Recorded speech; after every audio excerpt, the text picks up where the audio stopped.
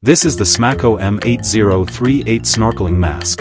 It contains a mask, an instruction booklet and accessory kit. Read the instructions and check that the accessories are complete. Attach the folded snorkel to the mask.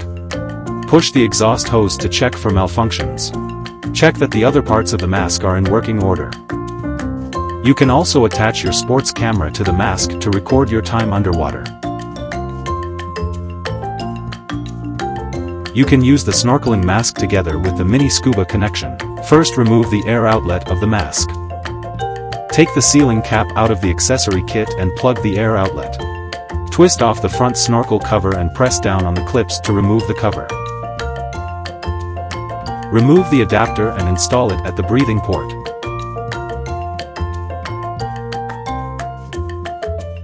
Remove the bite from the breather valve and place one side of the rubber boot over the breather valve.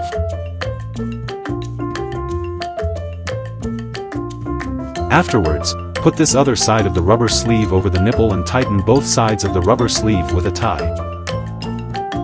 Attach the mask and you have a mask that can be used both on and off the water.